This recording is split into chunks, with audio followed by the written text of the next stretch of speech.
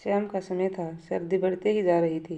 राम सिंह जी बाहर कुर्सी पर बैठे कुछ सोच विचार में डूबे हुए थे कि तभी उनका नौकर रमेश बाबू बाहर आकर बोला, साहब सर्दी बहुत हो गई है, आप अंदर चलिए। अपने आप में खोए हुए राम सिंह जी चौंक गए और बोले, हाँ चलो, कहते हुए वो उठकर अंदर आ गए। इस वर्ष सर्दी बहुत पड़ रही है साहब।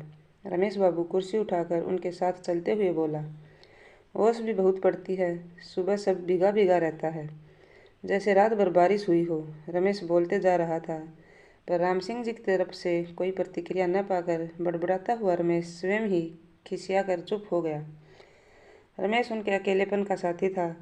राम सिंह जी आवश्यकता से अधिक चुप रहते थे, इसलिए खाली घर में रमेश कई बार अकेला ही बातें करते रहता। पर राम सिंह जी की पत्नी सावित्री जी खिसिया कर चुप न होती थी, बल्कि झल्लाकर कहती थी कि क्या मैं दीवारों से बातें कर रही हूँ? हाँ भी नहीं करते हो, किससे बातें करूँ? कहते हुए कभी कभी सावित्री जी की आंखों में आंसू आ जाते थे। राम सिंह जी की आवश्यकता से अधिक चुप रहने की आदत उनकी पत्नी सावित्री के लिए इस कदर परेशानी का सबक बन गई थी कि वो दुखी हो जाती थी। उनकी संवेदनहीनता की ठंडक बर्फ की तरह उसके पूरे व्यक्तित्व को झुलसा रही थी। नाराजगी में तो राम सिंह जी और भी अभेद हो जाते थे। खैर, राम सिंह जी ने कमरे में आकर टीवी चला लिया। तभी रमेश बाबू गरम गरम चाय ले आया और बोला, साहब चाय पी लीजिए। रमेश के हाथ से चाय लेकर राम सिंह जी चाय पीने लगे तो रमेश बाबू भी वहीं ज़मीन पर बैठ गया और कुछ बोलने के लिए हिम्मत जुटाने लगा। फिर किसी तरह बोला, साहब घर वाले बहुत बुला रहे हैं, कहते हैं अब घर आकर आराम करो, बहुत कर लिया काम धाम। दोनों बेटे कमाने लगे हैं, अब ज़रूरत नहीं है काम करने की। रमेश की बात सुनकर राम सिंह जी कुछ बोल नहीं पाए और जैसे उनके दिल के अंदर कुछ टूट कर बिखर गया हो। सोचने लगे कि रमेश का भी कोई है जो उसे बुला रहे हैं, दो बेटे हैं जो उसे आराम देना चाहते हैं, उसके बुढ़ापे की ओर आसक्त होती उम्र की फिक्र है उन्हें, लेकिन सब कुछ होते हुए भी यह सुख राम सिंह जी के नसीब में नहीं था। रमेश के बिना रहने की तो वो कल्पना भी नहीं कर सकते थे। अकेले में इस घर की दीवारों से भी उन्हें डर लगने लगा था, जैसे दीवारों से बहुत सारे साए निकल कर उन्हें निगल जाएंगे। अब तो उन्हें अपनी यादों से भी डर लगने लगा था और अकेले में यादें बहुत सताती हैं। सावित्री जी कहती कि आप तो सारा दिन व्यस्त रहते हैं, रात को भी देर से आते हैं, मैं सारा दिन अकेले घर में बोर हो जाती हूँ। तो राम सिंह जी कहते थे, बोर हो ना तो काम से भागने का औरतों का एक बहाना होता है, घर में 100 काम होते हैं करने को, पर घर के काम में मैं कितना मन लगाऊं? घर के काम तो मैं कर ही लेती हूँ। आप कहो तो मैं बच्चों के स्कूल में पढ़ाने के लिए एप्लीकेशन दे दूँ। कुछ ही घंटे की तो बात होती है, दोपहर में बच्चों के साथ घर आ ही जाऊंगी। सावित्री जी ने कहा तो राम सिंह जी बोले, कोई ज़रूरत नहीं है, कोई कमी है क्या तुम्हें? अपना निर्णय सुनाकर राम सिंह जी चुप हो गए तो सावित्री भी चुप हो गई। फिर थोड़ी देर बाद फिर से बोली, सुनिए जी, मैं कह रही थी कि सिनेमा हॉल में अच्छी पिक्चर लगी है, चलिए ना किसी दिन देख कर आते हैं। सावित्री जी की यह बात सुनकर तो राम सिंह जी भड़क उठे और बोले, मुझे टाइम नहीं है, और वैसे भी 3 घंटे हॉल में बैठे रहना मेरे बस की बात नहीं है। तो फिर आप कहें तो मैं किसी अपनी सहेली के साथ चली जाऊं। सावित्री जी ने डरते डरते कहा तो राम सिंह जी बोले, कोई ज़रूरत नहीं है, भीड़ में जाने की, सीढ़ी लाकर घर पर देख लो। सीढ़ी में तो हॉल जैसा मज़ा कहाँ आता है। लेकिन अपना निर्णय सुनाकर चुप्पी साधने की राम सिंह जी की आदत जो थी। सावित्री जी थोड़ी देर बोलती रही, फिर चुप हो गई। फिर कुछ दिन बीते तो सावित्री जी ने फिर से कहा, सुनो जी, कि कुछ दिनों के लिए मायके हो आऊँ, भैया भाभी आए हुए हैं, उनसे भी मिलना हो जाएगा। कोई ज़रूरत नहीं है जाने की, किसी को मिलना होगा तो वह तुमसे मिलने आ जाएगा। इन्हीं सब बातों को याद करके राम सिंह जी पछताते कि पौधों को भी पलवित होने के लिए धूप, छाँव, पानी व हवा सभी चीज़ों की ज़रूरत होती है। किसी एक चीज़ से भी न होने पर पौधा मर जाता है। फिर सावित्री तो इंसान थी, वो तो हमेशा मेरा एक ही रूप देखती थी। कई बार तो सावित्री जी चिढ़ कर कहती कि ठूंठ के साथ आखिर कैसे ज़िंदगी बिताई जा सकती है। आपको तो बस अपने आप से प्यार है। मैं और बच्चे तो आपके लिए कुछ भी नहीं हैं। सावित्री की उनमें एक साथी को खोजती जो उसे मिल ना पाता। उसके व्यक्तित्व की सारी संवेदनाएं जैसे मन महसूस कर रह जाती। वह अकेलेपन की शिकार हो रही थी और अपने अड़ियल स्वभाव की वजह से वह नहीं समझ पाए या उन्होंने समझना ही नहीं चाहा। साहब खाना खा लीजिए। रमेश प्लेट लिए खड़ा था। उसके हाथ से प्लेट लेकर राम सिंह जी चुपचाप खाना खाने लगे। पहले वह चुप रहते थे, अब बोलना भी चाहे तो किसके साथ। रमेश बाबू भी अपनी थाली लेकर वहीं जमीन पर बैठ गया। आपने कुछ बताया नहीं साहब, मेरे घर वाले अब मुझे गाँव बुला रहे हैं। रमेश ने दोबारा बात छेड़ी तो राम सिंह जी ने कहा कि अभी कुछ दिन रुको रमेश, अभी तो मुझे रिटायर हुए 1 महीना भी नहीं हुआ और फिर बताऊंगा तुम्हें। इतना कहकर वो चुप हो गए। रमेश जानता था कि उनके कुछ दिन की कोई सीमा नहीं है। राम सिंह जी सोच रहे थे कि रमेश दूर रहकर भी अपने परिवार के दिल के कितने करीब है, क्योंकि उन्हें पता है कि वह यदि दूर है तो उन्हें सुख व खुशियाँ देने के लिए, लेकिन वो तो अपने परिवार के साथ रहने पर भी, सारी भौतिक सुख सुविधा देने पर भी वे उनके दिल के करीब नहीं रह पाए और अपने परिवार से दूर हो गए। सावित्री जी गुनगुनाना चाहती थी, जीवन को भरपूर जीना चाहती थी, पर राम सिंह जी उन्हें समझ नहीं पाए और धीरे धीरे उनसे दूर होते चले गए। इतनी दूर हो गए कि उस दूरी को फिर से वे चाहकर भी नहीं मिटा पाए। सावित्री जी ने जाने के बाद उन्होंने ये जाना था कि वैवाहिक जीवन के विघटन के कारण कभी बहुत बड़े नहीं होते। दोनों में से जब किसी एक का व्यक्तित्व अंदर ही अंदर दम तोड़ने लगता है तो वैवाहिक जीवन का विघटन शुरू हो जाता है। किसी एक का हर वक्त नकारा जाना उस अधिकार सूत्र को तोड़ देता है जो दोनों को एक दूसरे से बांधता है। राम सिंह जी ने प्लेट नीचे रख दी। अब नहीं खाया जा रहा। रमेश पेट भर चुका था। वो रमेश को क्या बताए कि पेट तो यादों से ही भर गया है। वही यादें जो अकेले में डराती हैं और साथ में रुलाती भी हैं। अचानक उनकी आंखें गीली हो गई थी। भरा पूरा परिवार, 2 जुड़वा बेटे और पत्नी के होते हुए भी राम सिंह जी आज बैरागी सा जीवन जी रहे थे। टीवी बंद करके बिस्तर पर लेट गए। नीरव रात्रि में कहीं दूर के कुत्तों के भौंकने का स्वर स्पष्ट सुनाई दे रहा था। वैसे भी जब अपने अंदर भयानक सन्नाटा पसरा हो तो बाहर की थोड़ी सी आवाज़ भी स्पष्ट सुनाई देती है। बेटे 12वीं करके इंजीनियरिंग करने के लिए बाहर पढ़ने चले गए। इतने दिनों तक बच्चों की जिम्मेदारियों ने ही सावित्री जी का बांधा हुआ था, लेकिन बच्चों के जाने के बाद वह अवसाद की शिकार हो गई। राम सिंह जी उनका साथ देने के बजाय उन्हें उपदेश देने लग जाते। उपदेश देने के लिए उनकी जुबान जरूर खुल जाती। सावित्री जी का मन करता कि कोई साथी हो जिसके साथ वो अपने दिल की बात बांट सके। बच्चों के साथ की व्यवस्था अब खत्म हो गई थी। जो थोड़ा बहुत वार्तालाप उनकी वजह से होता था अब वो भी समाप्त हो गया था। क्या करूं, सारा दिन कितना पढूं, कितना टीवी देखूं, अकेले मन नहीं लगता। यह कहकर सावित्री जी रोने लगी तो उनके रोने से राम सिंह जी चिढ़ते हुए बोले, तुम्हारा मन लगाने के लिए क्या नौकरी छोड़कर घर बैठ जाऊं? मैंने ये कब कहा कि आप घर बैठ जाओ, पर मुझे भी तो कुछ नहीं करने देते, कहीं बाहर तो नहीं जाने देते, लेकिन घर से ब्यूटिक का काम तो शुरू कर ही सकती हूँ। व्यस्त भी रहूँगी और थोड़े बहुत पैसे भी मिल जाएंगे। बस अब यही करने को रह गया था। घर को दुकान बना डालो, कोई ज़रूरत नहीं है। राम सिंह जी फिर अभेद हो गए। राम सिंह जी की चुप्पी से परेशान होकर सावित्री जी नाराज़गी थोड़े दिनों में अपने आप ही दूर हो जाती थी, लेकिन इस बार ऐसा नहीं हो पाया। इस बार नाराज़ होकर उसने दूसरे कमरे में सोना शुरू कर दिया, लेकिन फिर भी राम सिंह जी ने उन्हें कोई तवज्जो नहीं दी। वैसे भी पत्नी को मनाना उनके लिए सबसे निष्कृष्ट कार्य था। पत्नी को क्यों मनाया जाए? जैसे खुद रूठी है वैसे ही खुद मान भी जाएगी। उन्होंने तो कभी बच्चों को भी डांट कर प्यार नहीं किया। पता नहीं कैसा अनोखा स्वभाव था उनका। उन दोनों को अलग अलग सोते हुए 1 हफ्ता गुजर गया। सावित्री जी की नाराज़गी कभी इतनी लंबी नहीं खींची थी। एक दिन राम सिंह जी सुबह ऑफिस जाने के लिए तैयार हो रहे थे। कि तभी सावित्री जी उनके सामने आ खड़ी हुई और बोली, अब मुझसे यहाँ नहीं रहा जाएगा, मैं जा रही हूँ। इतना सुनते ही राम सिंह जी ने चौंक कर सावित्री जी की तरफ देखा। आज पूरे 1 हफ्ते बाद राम सिंह जी ने सावित्री जी को देखा था। 1 हफ्ते सावित्री जी उनके सामने भी नहीं आई थी। इस 1 हफ्ते में जैसे उसकी उम्र 5 साल बढ़ गई थी। रोते रोते आंखें लाल और चारों तरफ काले साए घेरे। उनकी ऐसी शक्ल देखकर वे थोड़े पसीज गए थे।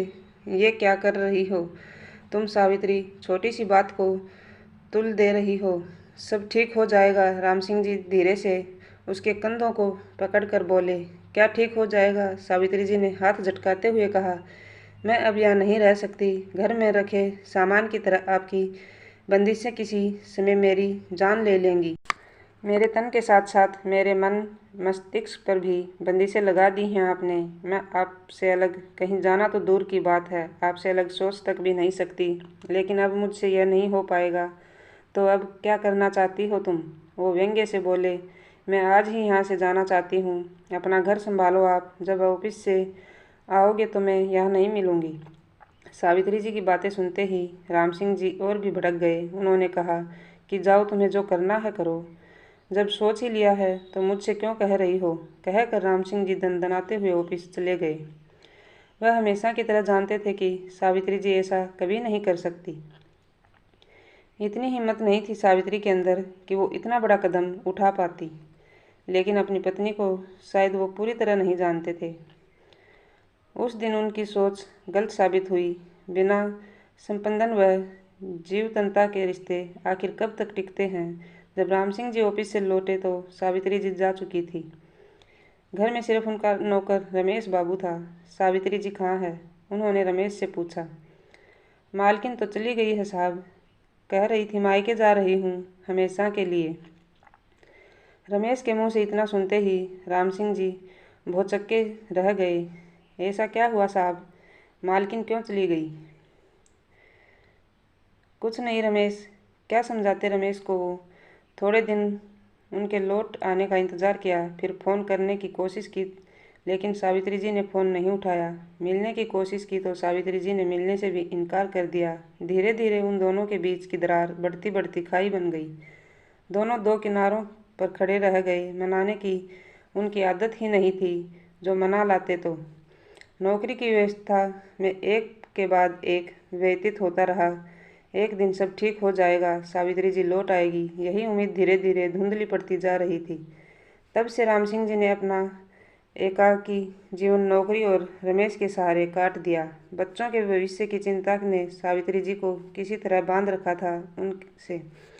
उनके करियर का रास्ता पकड़ने के बाद वो रुक नहीं पाई। इतना मजबूत नहीं था शायद उनका और सावित्री जी का रिश्ता। सावित्री जी को रोकने में उनका अहंग आड़े आया था, लेकिन रमेश को उन्होंने घर से कभी जाने नहीं दिया। उसका गांव में परिवार था, पर वो मुश्किल से ही गांव जा पाता था। उनके साथ साथ रमेश ने भी अपनी ज़िंदगी तन्हा बिता दी थी। बच्चों ने अपनी उम्र के अनुसार माँ को बहुत समझाने की कोशिश की, पर सावित्री जी पर बच्चों के कहने का भी कोई असर नहीं पड़ा। वह इतने बड़े भी नहीं थे कि कुछ ठोस कदम उठा पाते। वे कुछ छुट्टियां माँ के पास तो कुछ छुट्टियां पिता के पास बिताकर वापस चले जाते। सावित्री जी के माता पिता ने भी शुरू में काफ़ी समझाया उसको, लेकिन सावित्री जी तो जैसे पत्थर की हो चुकी थी, कुछ भी सुनने को तैयार ही नहीं थी।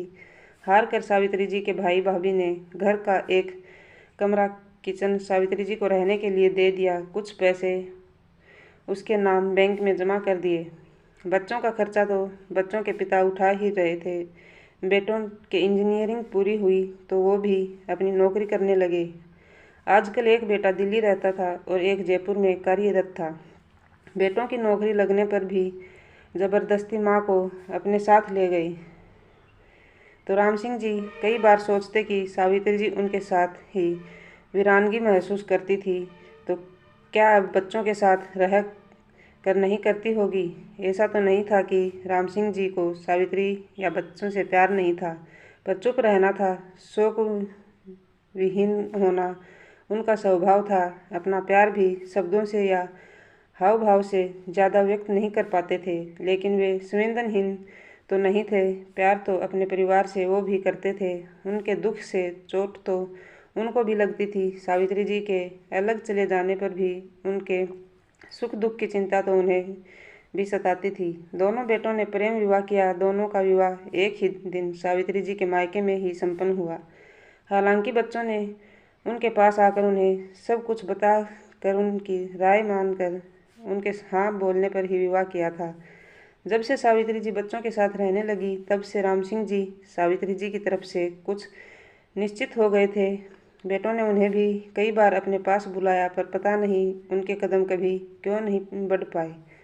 उन्हें हमेशा लगा कि यदि उन्होंने बच्चों के पास जाना शुरू कर दिया तो कहीं सावित्री जी वहाँ से भी चली ना जाए, क्योंकि अब वो फिर से उन्हें इस उम्र में घर से बेघर नहीं करना चाहते थे। बच्चे शुरू में कभी कभार उनके पास आ जाते थे, फिर धीरे धीरे वह भी अपने परिवार में व्यस्त हो गए। वैसे भी माँ ही तो होती है बच्चों को आगे बढ़ाने के लिए, वह तो उनके पास ही थी। ऐसी ही उन अनेक बातें सोचते सोचते न जाने कब राम सिंह जी की आंख लग गई। उन्हें पता ही नहीं चला। जब सुबह उठे तो सर बहुत भारी था, तो राम सिंह जी वहीं बाहर आकर बैठ गए। तभी रमेश बाबू चाय नाश्ता ले आया और उनके पास बैठकर झिझकते हुए बोला, साहब होश के तो एक बार मालकिन को मना लाने की कोशिश कीजिए ना। हम भी कब तक यहीं बैठे रहेंगे। अपने बाल बच्चे परिवार के पास जाना चाहते हैं, फिर आप कैसे अकेले रहेंगे। अगर होश के तो आप ही मालकिन के पास चले जाइए। तो राम सिंह जी ने चौंक कर रमेश बाबू की तरफ देखा। वो समझ गए थे कि इस बार रमेश रुकने वाला नहीं है। वो अपने गांव जाने के लिए उतावला हो रहा था। देर सवेरे रमेश अवश्य चला जाएगा। कैसे और किसके सहारे काटेंगे वो अब अपनी बाकी की जिंदगी। एक विराट प्रश्नवाचक चिन्ह उनके सामने आकर खड़ा हो गया था। अकेले 2 दिन इसी सोच में डूबे रहे। दिल कहता कि सावित्री जी को मना लें, पर कदम थे कि उठने से पहले ही थम जाते थे। क्या करे और क्या नहीं, कुछ समझ नहीं आ रहा था। इसी जदोजहद में अगले कई दिन गुजर गए। सोचते रहते, क्या उन्हें सावित्री जी को मनाने जाना चाहिए, क्या एक बार फिर प्रयत्न करना चाहिए, और अगर यदि अपने अहं को दरकिनार कर इतने वर्षों के बाद जाते भी हैं, और अगर सावित्री जी नहीं मानी तो क्या मुँह लेकर वापस आएंगे। किसे कहें वे अपने दिल की बात और किससे सलाह मांगे। आखिर उन्हें रमेश ही दिखाई दिया और किससे तो उनका अधिक संपर्क रहा ही नहीं था। वैसे भी अगर और किसी से कहेंगे तो वह उनकी बात पर हंसेंगे ही। कि अब याद आई। आखिर एक दिन रमेश से ही पूछ बैठे, रमेश क्या तुम्हें वाकई लगता है कि मुझे एक बार सावित्री को मनाने की कोशिश करनी चाहिए। इस बार राम सिंह जी के स्वर में काफ़ी बेचारगी थी। अपने स्वाभिमान के सिंहासन के नीचे उतरने की। रमेश चौंक गया। उनका इस कदर लाचार स्वर सुनकर उनकी कुर्सी के पास बैठता हुआ बोला, दोबारा मत सोचिए साहब, कुछ बातों में दिमाग की नहीं दिल की सुननी पड़ती है। मालकिन आ जाएगी तो यह घर फिर से खुशियों से भर जाएगा। माना की कोशिश करने में आपने बहुत देर कर दी, पर आपके दिमाग पर यह बोझ तो नहीं रहेगा कि आपने कोशिश नहीं की थी। बाकी सब नियति पर छोड़ दीजिए। रमेश की बातों में दम था। वह सोचने लगे, आखिर एक बार कोशिश करने में क्या हर्ज है। जो भी होगा देखा जाएगा। उन्होंने खुद को समझाया, खुद को तैयार किया और अपना एक छोटा सा बैग उठाया और दिल्ली के लिए चल दिए। आजकल सावित्री जी दिल्ली में रहती थी। रमेश बाबू भी बहुत खुश था। एक तो वो उनका भला चाहता था, दूसरा वह अपने परिवार के पास लौट जाना चाहता था। दिल्ली पहुंचकर अपना छोटा सा बैग लेकर राम सिंह जी सीधे अपने बेटे के घर पहुंच गए। अपने आने की खबर भी उन्होंने इस डर से नहीं दी थी कि कहीं उनके आने की खबर सुनते ही सावित्री जी घर से कहीं चली ना जाए। दिल में अजीब सी दुविधा थी। वर्षों बाद अपने ही बेटे के घर में अपने ही पत्नी के साक्षात्कार होते हुए भी उन्हें ऐसा लग रहा था जैसे वे अपनी जिंदगी की कितनी कठिन घड़ियों से गुजर रहे थे। धड़कते दिल से उन्होंने घंटी बजाई। उन्हें पता था कि इस समय बेटा ऑफिस में होगा और बच्चे स्कूल गए होंगे। थोड़ी देर बाद दरवाज़ा खुल गया। बहू ने उनको बहुत समय बाद देखा था, इसलिए पहचान नहीं पाई। फिर पहचान कर चौंक गई। पापा, आप ऐसे अचानक? वो पैर छूते हुए बोली। आइए, अंदर आइए, कहते हुए उसने दरवाज़ा पूरा खोल दिया तो राम सिंह जी अंदर आकर बैठ गए। अचानक कैसे आए पापा? आने की कोई खबर भी नहीं दी आपने?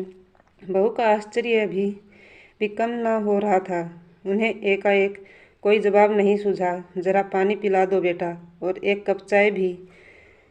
जी पापा जी, अभी लाती हूँ, कहते हुए बहू अंदर चली गई। तभी उन्हें लगा कि अंदर का पर्दा कुछ हिला हो।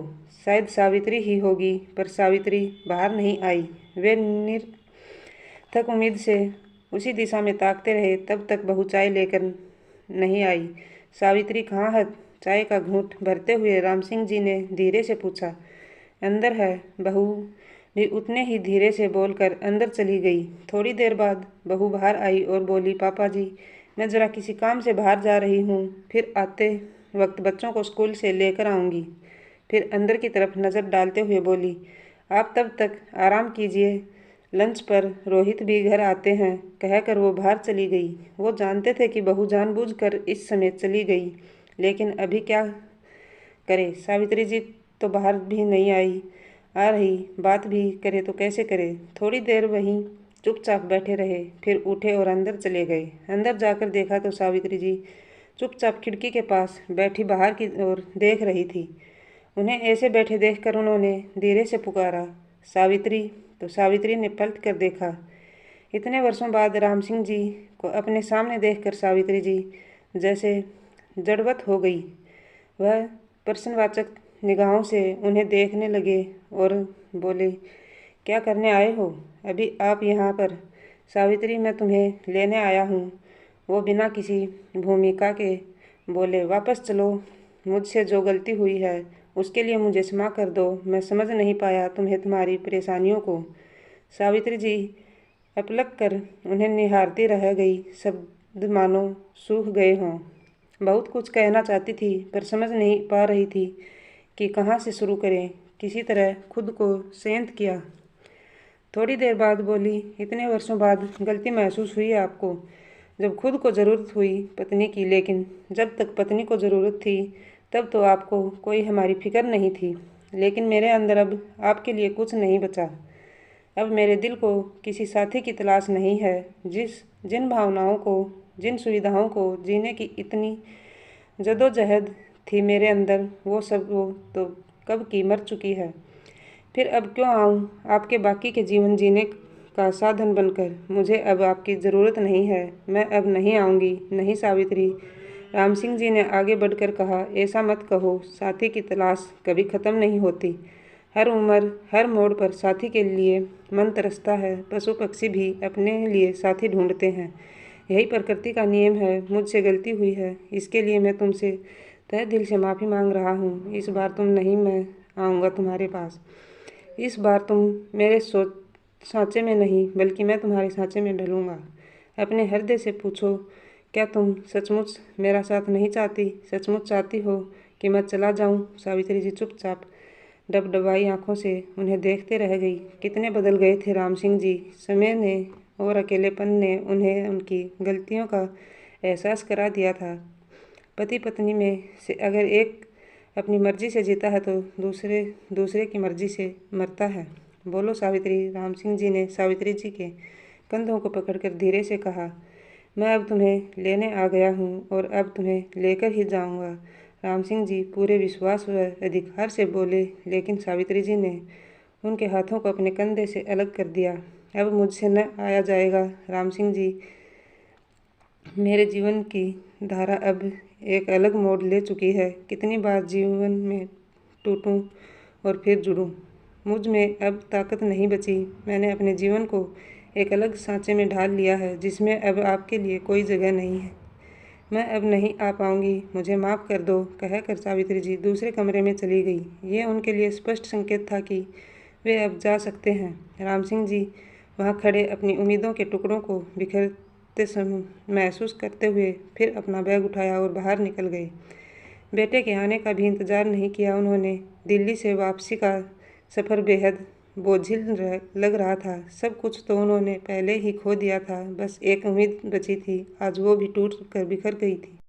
घर पहुँचे तो उन्हें अकेले व हताश देखकर रमेश बाबू सब कुछ समझ गया था।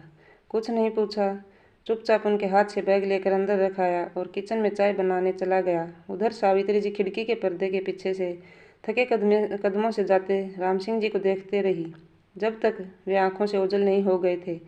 दिल कर रहा था दौड़कर राम सिंह जी को रोक ले, लेकिन कदम न बढ़ पाए। जो गुजर चुका था वो सब कुछ याद आ रहा था। राम सिंह जी चले गए, लेकिन सावित्री जी के दिल का नासुर फिर से बहने लगा। रात देर तक बिस्तर पर करवट बदलते हुए सोचती रही कि जिंदगी राम सिंह जी के साथ अगर बोझिल भरी थी तो उनके बिना भी कौन सी खुशी है। क्या एक दिन भी ऐसा गुजरा जब उसने राम सिंह जी को याद नहीं किया हो। उनका राम सिंह जी से अलग होने का निर्णय का दर्द बच्चों ने भी सहा था। बच्चों ने भी तब कितना चाहा था कि वो दोनों साथ रहें। अपने विवाह के बाद ही बच्चे चुप हुए थे, पर पता नहीं कैसी जिद भर गई थी उनके खुद के अंदर, और राम सिंह जी ने भी कभी आगे बढ़कर अपनी गलती को सुधारने की कोशिश नहीं की। उन दोनों का सारा जीवन यूं विराम सा गुजर गया, जो राम सिंह जी भी आज पछतावा कर रहे थे कि काश यही बात तब समझ पाते तो उनकी ज़िंदगी की कहानी कुछ और ही होती। लेकिन अब जो तार टूट चुके हैं, क्या फिर से जुड़ सकते हैं, और जुड़कर क्या उतने मजबूत हो सकते हैं। एक कोशिश राम सिंह जी ने की, एक कदम उन्होंने बढ़ाया, तो क्या एक कोशिश मुझे भी करनी चाहिए, एक कदम मुझे भी बढ़ाना चाहिए। कहीं ऐसा निर्णय लेने से मुझसे कोई गलती तो नहीं हो जाएगी। इसी सोच विचार में डूबी हुई सावित्री जी की कब सुबह हो गई उन्हें पता ही न चला।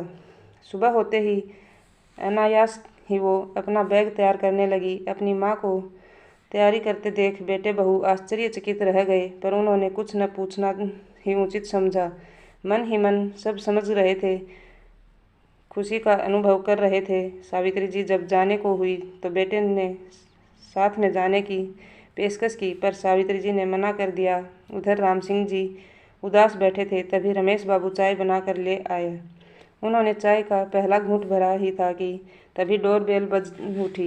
देखना रमेश कौन आया है, साहब दूध वाला होगा, पैसे लेने आया होगा, कहकर रमेश बाहर चला गया। लेकिन पल भर में ही खुशी से उमंगता हुआ हाथ में बैग उठाए अंदर आया। राम सिंह जी आश्चर्य से उसे देखने लगे।